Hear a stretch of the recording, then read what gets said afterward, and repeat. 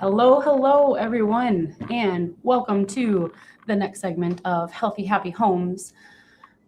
This one I am really excited about because it ties in, obviously, it's geared towards kiddos and peds, but truly the concepts of chiropractic in general are so simple and basic. And I don't say that to talk about how,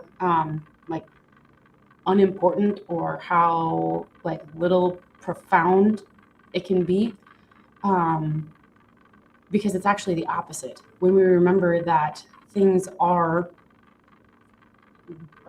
the way we are designed is very, very simple. Even though the processes behind that drive everything might be complex, it doesn't have to be, even when we're talking about how to course correct.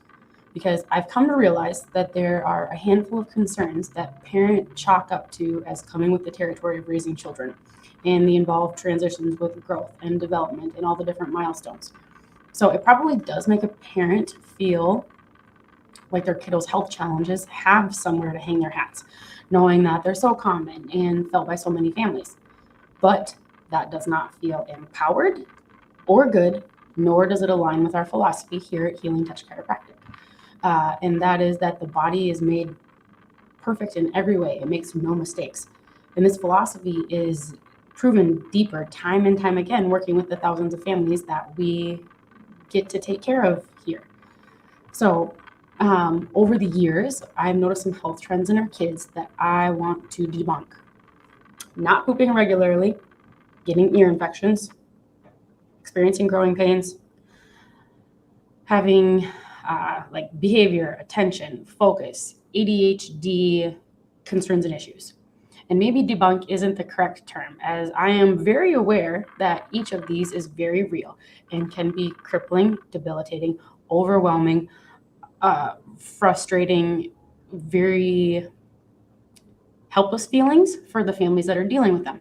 So not debunking as much as I'm going to be giving you a game plan for what to do if your household deals with these issues.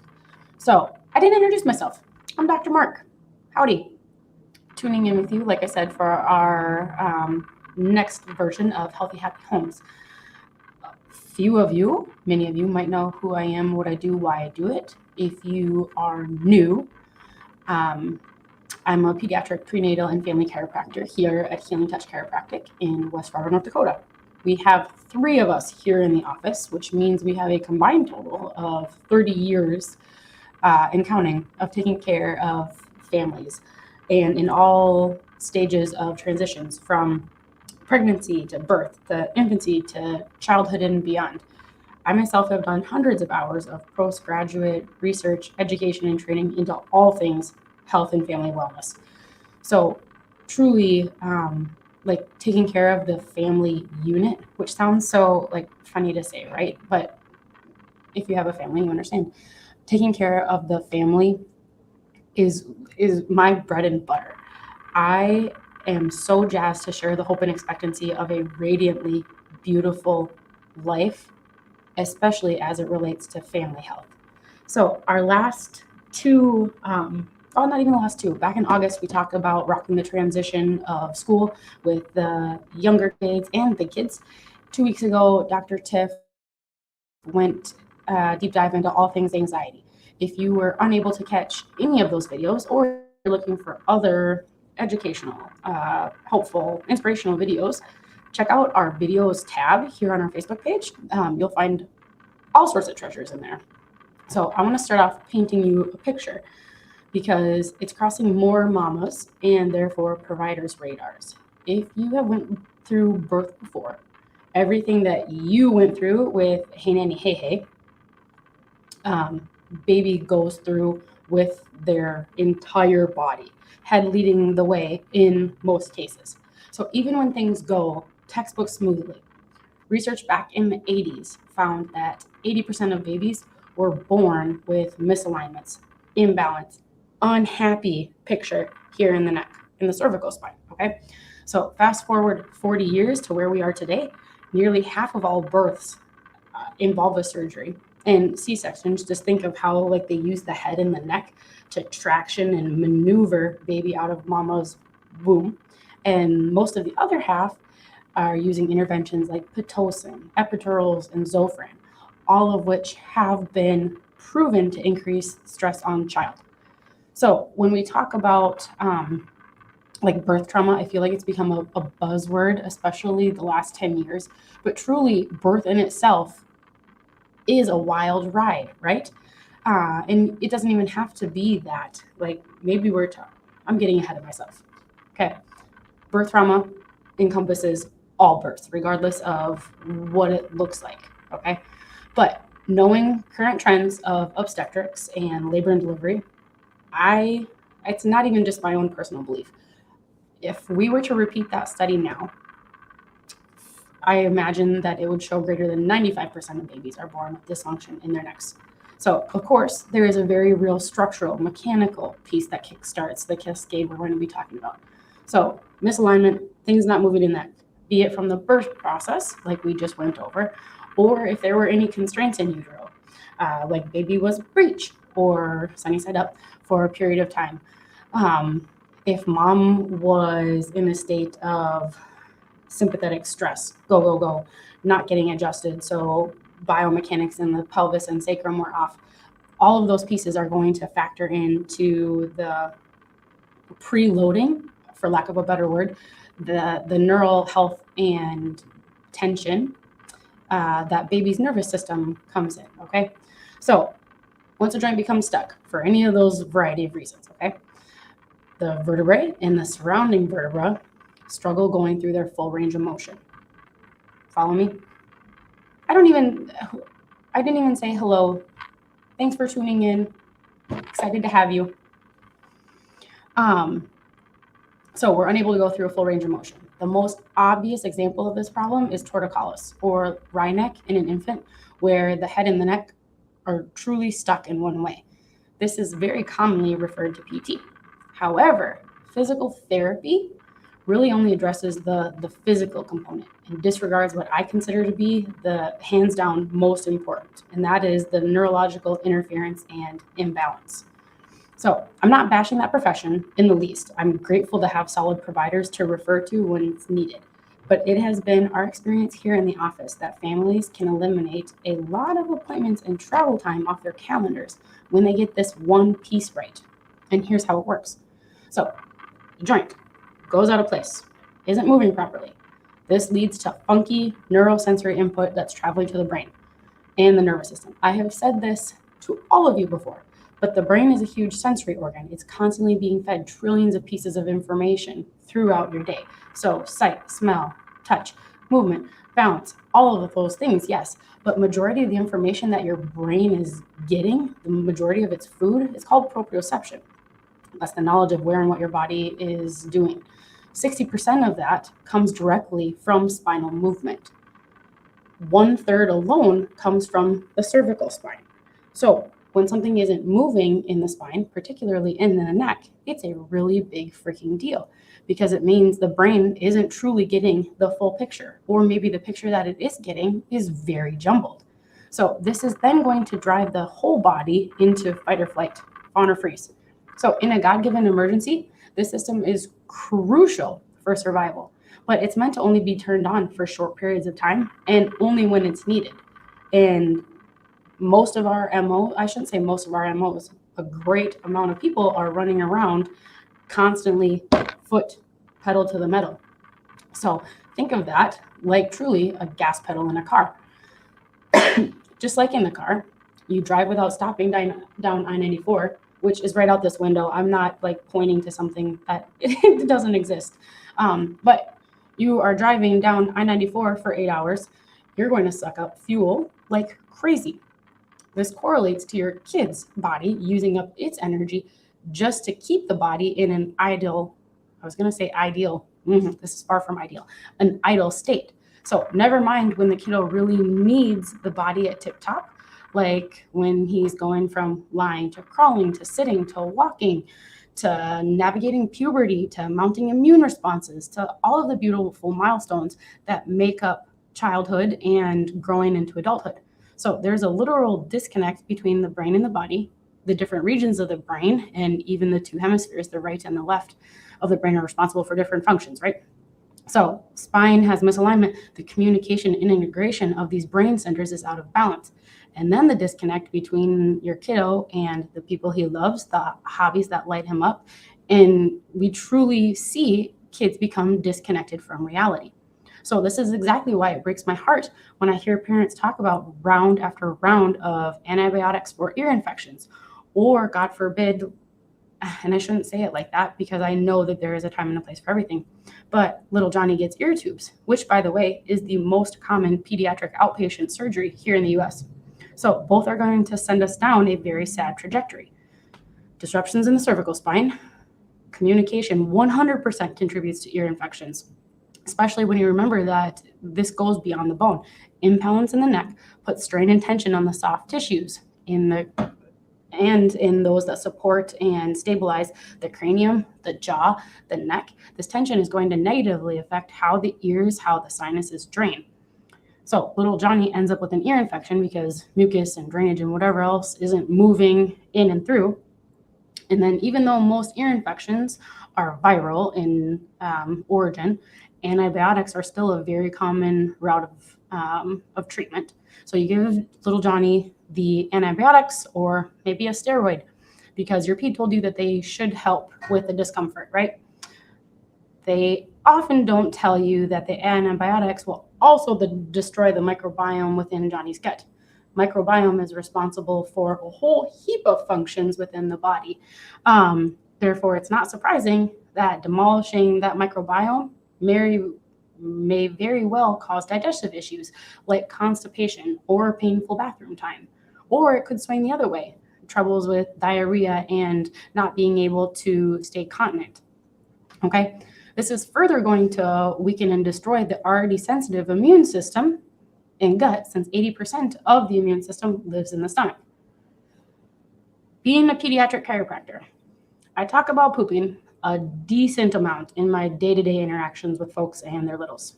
And two things that I hear incredibly often, and allegedly people hear it from their pediatrician and from, well, even from other sources. One, breastfed babies naturally poop less frequently, supposedly due to better absorption and utilization of breast milk.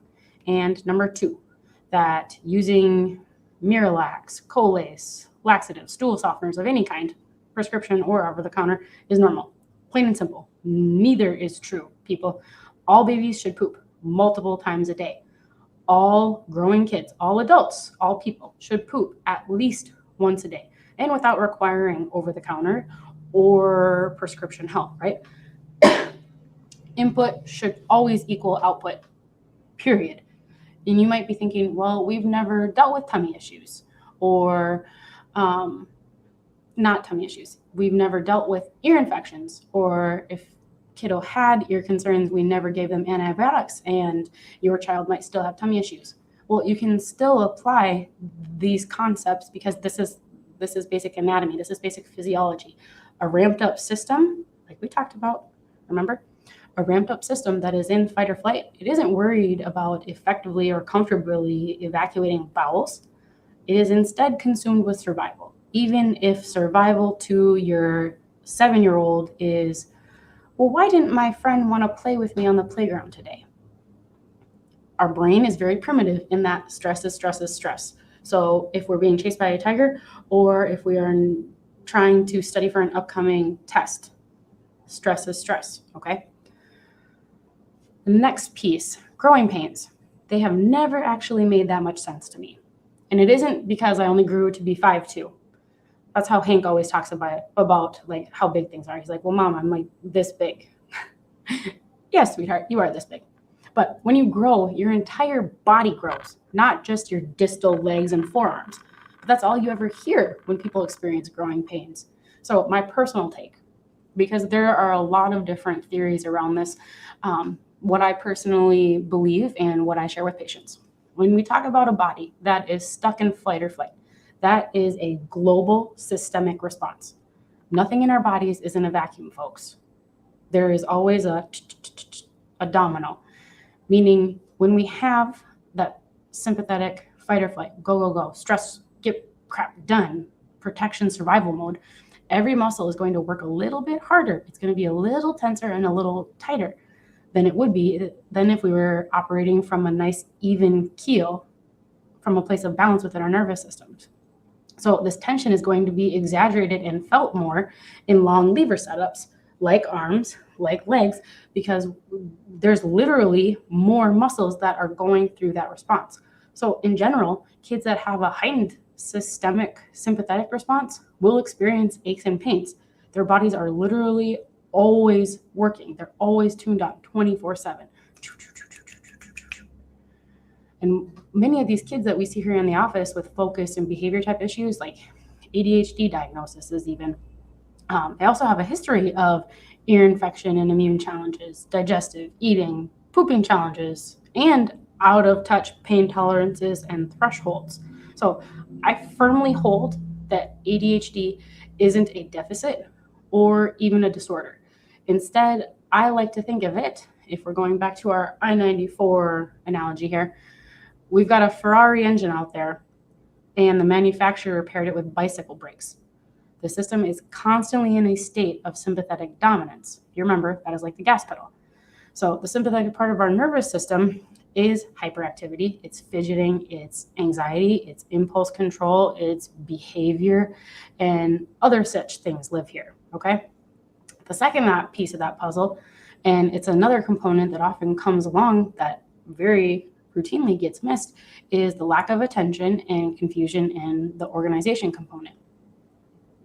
And that is that these kids' brains and central nervous system is poorly organized and integrated. So somewhere along the way, the sensory processing and integration, organization development, things got off track. So the way that I see it, when these kids are racing through development and overdrive, which is only driven by us saying like, oh, I'm so excited for when baby can, when they hit their next milestone, or we get almost competitive, like when we're talking with our friends, like, ooh, my baby can hold his head up at 2 weeks old. No, that's actually a really sad sign. If you know babies that are holding their head up at 2 weeks old, hook them up with us. We would love to help. Before I got off on a tangent. Oh, kiddos are racing in overdrive through development, right? So they're literally spinning so fast that when things come along and try to stick or integrate and take hold, social, academic, behavioral, speech, physical milestones, and learning, these where kiddos are going so fast that things just ping off and they never fully process, they never fully integrate, which is why the chiropractic adjustment is so stinking beautiful. So the adjustment restores the alignment and movement in that stuck vertebrae. And then as the chiropractor, we actually get the heck out of the way and make room for the body's innate magic to take over. So the body from there then restores communication and sensory flow to the brain, giving it the full, complete picture of what's going on inside the body and outside the body. The brain then balances out the autonomic nervous system, calming the sympathetics most commonly.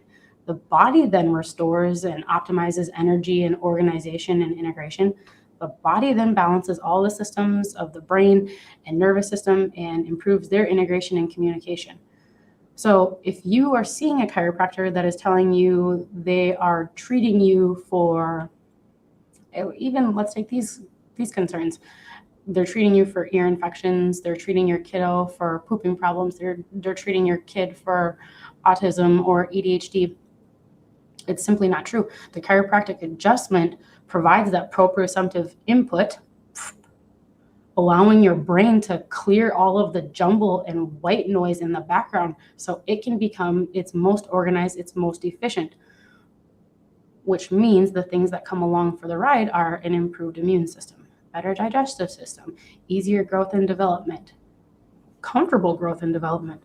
So am I saying that all chiropractic just might be the antidote for some of the biggest health challenges facing our youth? I sure am. And I'll tell you this, the adjustment doesn't just one-off address your kiddo's neck or back or stomach or any of the things that we've talked about, but it instead addresses like how the entire body functions and communicates within. So there's a saying that goes something like the rising tide lifts all the boats. This is so true with chiropractic, as literally every body, every function, every cell is going to be better with clear communication from the brain and nervous system. So there are a few other pieces in addition to chiropractic that I want to talk about that can contribute greatly to the onset and continuation of health challenges in our kids. First being lack of adequate exercise and movement. Just like we talked, the brain is literally fed with movement, right? So locally in the chiropractic realm, not in the chiropractic realm, in how our body functions normally, this is movement in the spine at a local level. When we look at big picture globally, this is movement and exercise. So our bodies were designed to move, and it is absolutely vital that they do so. Study after study has shown that the more activity and exercise a child gets, the better they pay attention, the calmer they are, the higher their test and organizational skills are, and the better their overall health is. The next piece, nutrition and environmental toxicity. So unfortunately today, the diet of the typical American kiddo is downright awful. So especially if a child is unable to be breastfed. And actually breastfeeding, like, it's very, very important and has so many positives compared to formula, but it is still dependent on the diet of the mom, which is also usually quite poor sometimes. So formula, on the other hand, is mainly sugar and other processed or synthetic ingredients that set the stage for inflammation and irritation of the whole body, okay? So from there, most parents follow the pediatrician recommended first foods of cow's milk and grain cereals. So when one really even knows a little bit about how nutrition works, it's easy to see that this is a terrible idea that causes many health challenges for children, and in the end can begin to set the stage for a lot of these bigger health concerns. We always say what starts off as a minor neural inconvenience as a baby, my kiddo's not sleeping, can really ripple and balloon into something big as the kiddo is navigating different milestones and times of life, because the brain is literally, think of it like your Chrome browser. When you've got 40 tabs open on there, oh my gosh, which, like, how stressful is that to see, right? You can only pay attention to the front, but you still have got those other 39 taking up bandwidth, slowing down how things work. So to start cutting through some of that, increasing that proprioception, and some of these other supports that we're talking about. So cow's milk, let's talk about that. Contains a protein called casein. It's very difficult for humans to digest and break down, let alone an infant whose digestive system, whose immune systems, they're not fully developed yet, plain and simple. So when casein isn't broken down completely, it can often cause an immune reaction that not only can look like a typical allergy, but it can look like full-blown hyperactivity, ADHD, behavior problems, okay? So what's more, cow's milk is also very, very processed, and it contains things like growth hormones and antibiotics. It's also pasteurized, which kills and denatures a lot of, like, the proteins and molecules that are beneficial, so that by the time it's ingested by humans, these molecules are seen as foreign. And then we mount an immune response, and then everything spirals from there. So does this sound like colic, acid reflux, ear infections, hyperactivity, tummy problems? Because it should. Next up on the recommendations are cereal grains, which are often an infant's first solid food, and then they become a staple as that kiddo navigates school and after school activities in the forms of breakfast cereals, chips, crackers, cookies, breads, pastas, pretzels, and treats. So debate can be had over, like, refined grains and whole grains, with, like, whole grains being less offensive. But bottom line is grains break down into sugars in the body. Sugar feeds that sympathetic nervous system. So following that, our diet and like our entire environment really is now full of chemicals such as additives, pesticides, preservatives, artificial colors. So it has been said that air, food, and water are essential for life. and we have polluted all three. And that truly pretty much sums it up. These fake additives have been proven to increase incidences of behavior and focus concerns. So very often, this is the first line that first lifesaver we throw to parents, in addition to getting kiddos on the table to get adjusted, is parents wanting to reduce that toxic load. Start removing chemicals from their food and environment. So limit the cow's milk, limit the dairy, limit the cereals, the grains, the sugar, the food dyes.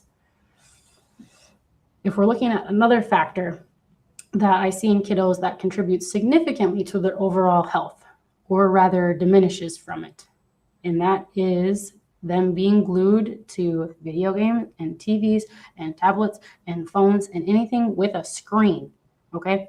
So all of these technological advances have added all sorts of convenience and fun and entertainment to our lives, right? But it's not even an opinion. I need to quit saying that. It's an educated and experienced opinion. So I will say that. But it's at the expense of creativity and imagination, truly. Every time a child is plugged into these things, it causes those sympathetic systems to activate. And since kiddos with ADHD and attention issues do have higher functioning brain centers and high motor brains, really, they get hooked onto electronics even more so than other kids, because the electronics run at the same super fast frequency as these kids do. So not only does it ramp up the stress and anxiety centers of the brain, but it causes the regions of the brain known for creativity and imagination and organization and connection and relatability to go dormant. So which do you think will develop more strongly and become dominant if we're continually flexing and working out the stress and anxiety centers, right? When I said this stuff is simple, it truly is, but no one is talking about this stuff.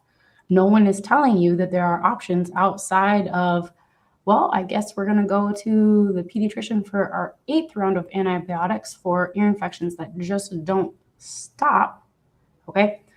So yet another great place to start is significantly limiting the amount of time your child spends watching TV, playing video games, on cell phones. The younger the child, the less time by far they should be spending on these, I'm not going to call them activities, on these areas. So in the end, I guess my one answer, or really my 4-part answer on how to not fall into the rabbit hole of ear infections, of tummy troubles, of growing pains, of behavior and attention and focus issues. It truly is like a 4-part answer that is going to course correct your child's health and the trajectory of your home and school and all the relationships that are touched with that. Have your entire family seen by a pediatric and family chiropractor, ideally one who utilizes objective means to measure neurological components. Number 2, get your child moving, exercising, and playing outdoors as much as possible. Look into things like martial arts and swimming if your kiddo specifically has attention and focus concerns, as these are wildly calming and really can channel a lot of that erratic, frazzled white noise energy. Clean up the diet and environment. Start by adding more fruits and veggies and removing pesticides and preservatives, food colors, dairies, and sugars. Significantly limit or remove screens. We ditched TV in our home last November. It has been one of the best decisions we've ever made. And honestly, just has shown us how much it was. And we didn't watch TV a lot to begin with. Michael and I have always been movie people. We love the Marvel series. Not the new stuff so much, but like the OG Stan Lee stuff. But how much it was like if you're having a hard day, if you want to connect, it was our go-to. Even though we didn't use it as like, it still was an easy thing, which just distracted and didn't actually address anything or celebrate anything or fix anything. So truly one of the best decisions that we've made for our family. I like to say that 1 + 1 = 11, which means that everything that we've talked about today, they will all have positive benefits on their own, but put into effect consistently and in combination is going to exponentially change your family's lives for the better. If you have questions about any of this information, shoot us a Facebook message on here. I would be happy to respond to you myself. If you are like, ooh, we need to be here, again, send us a message. We will find the perfect time to see you and your family. Our next Healthy Happy Homes segment will drop October 10th. Ooh, I was going to look at it. October 10th at noon? I think at noon. Dr. Tiff will be going into decoding what pain and discomfort from your body, what it means for you and what your body's trying to tell you. 2 weeks from there, the 24th, I will be taking the spooky out of periods for the ladies. And I shouldn't even say that it's just for, it's good information for all people, really. I remember a boy on my school bus. He grew up in a house with brothers, right? And he actually thought that a girl's period was like something blue that came out of like females during their periods. He grew up in a house of boys. His only reference about menstrual cycles was commercials where a liquid that's dyed blue is dumped onto a maxi pad to demonstrate their absorbency. So, Kyle, if you are watching this and you still hold those beliefs or that mindset, join me. October 24th, we'll be talking about it. But until then, here's to your healthy, happy home, my friends, from me to you. See you soon.